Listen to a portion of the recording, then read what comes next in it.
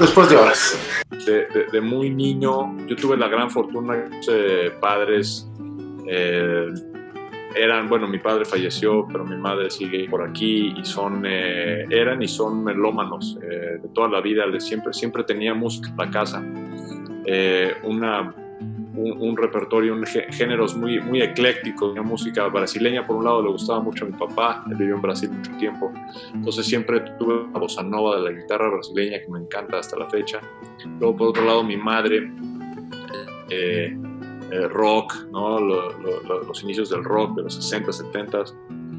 Mi padre amante de la ópera, entonces tuve también mucho acercamiento con eso. Entonces, en fin, un sinnúmero de sonoridades llegaron a mis oídos desde muy temprana edad, hasta que un día en casa de mi abuela, ella tenía no sé si recuerdas los Laserdiscs grandotes que eran como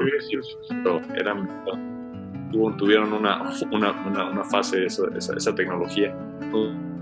Dice Andrés Segovia, el grandísimo maestro Andrés Segovia, tocando un repertorio que él había transcrito para la guitarra en el Alhambra, en el sur de España. Y yo me recuerdo muy bien, Héctor, que viendo ese video me transportó algo acerca del sonido de la guitarra.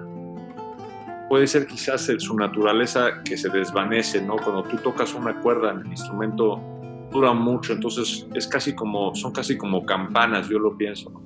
Son como campanas que vas tocando y ese sonido, ese desvanecer del sonido produjo en mí una sensación un poco que se quedó plasmado, y pues desde ahí empezó una obsesión, no puedo pensar en otro término, una verdadera obsesión, casi patológica por tratar de reproducir este sonido, por tratar de buscar más acerca de este sonido. Entonces, pues mi tía tenía una guitarra de esas de Paracho abandonada, ¿no? En su casa, y pues un día la tomé, pues, días tratando de hacer que sonara de alguna manera aceptable. Recuerdo que hasta mis dedos estaban hinchados, tenía las yemas de los dedos, obviamente no tenía ni idea de lo que estaba haciendo, pero desde ahí empezó como esta obsesión, un poco compulsiva,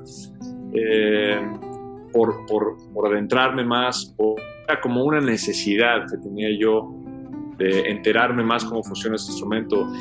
Yo siempre pensé en la música de una manera muy visual, siempre me pareció como destellos de luz, como pintar con sonido. De hecho, mi primer claroscuro, ¿no? Que es una técnica de artes visuales.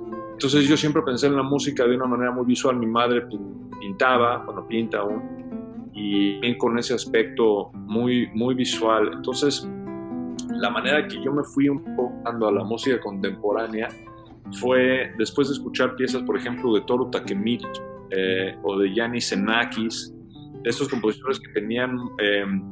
ellos hacían de la música, lo que más le interesaba en sus composiciones era tanto las notas en sí, ni siquiera tanto su duración, sino más los colores, las texturas, los diferentes tonos. Todos estos son palabras que se usan también en las artes visuales, los puntos de fuga, pero desde un punto de vista más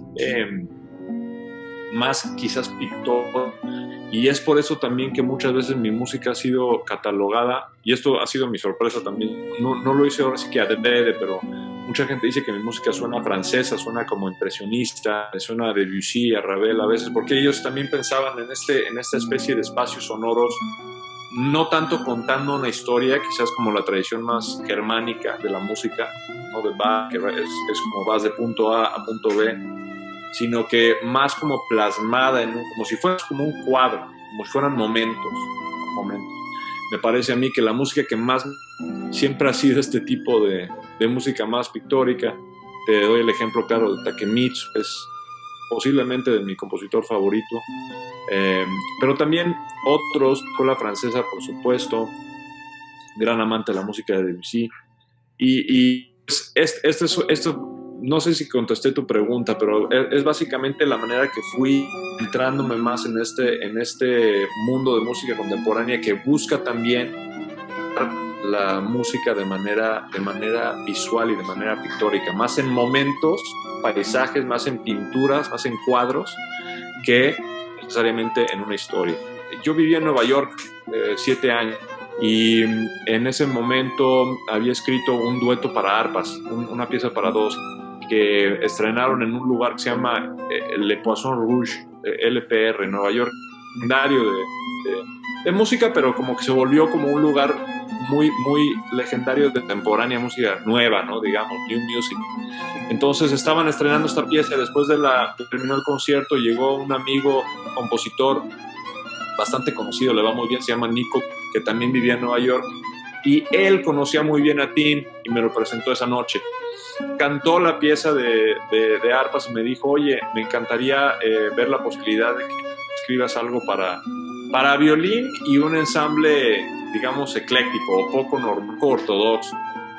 Entonces, esa fue nuestra primera colaboración, que está en mi primer disco, que no sé si has tenido la oportunidad de oír, se llama Chasing Shadows, y es una pieza que escribí para clarinete bajo, vibráfono y arpa. Un ensamble, por lo menos que yo nunca había oído antes, pero regreso un poco a esa búsqueda de texturas y ese reto como compositor también de encontrar un balance entre estos instrumentos que tienen sonoridades, timbres y registros muy, muy, muy diferentes. Entonces esa fue la manera que conocí a Tim. Y luego esta vez, precisamente para mi segundo disco, Between Worlds, Entre Mundos, me invitó la disquera a hacer una gira y bueno, me encantó, regresé y tal, y puse algo en Instagram de un video y me habló Tim y me dijo, oye, felicidades, qué increíble, por una colaboración a manera de dueto, con la posibilidad de regresar a China. Entonces pues le dije claro, y como pretexto que voy a escribir otra pieza.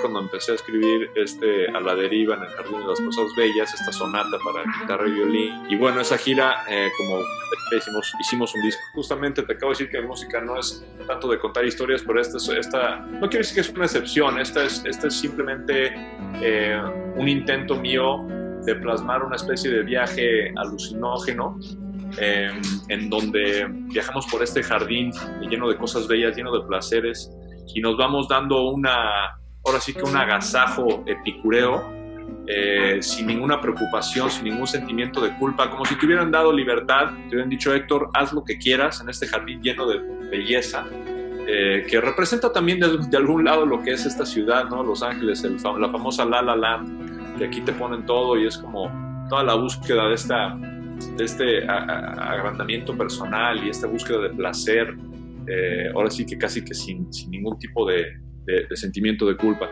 Y luego el protagonista de este viaje, como quieras llamarlo, el narrador, la narradora, se da cuenta que en realidad la felicidad está más en el dar que en el recibir.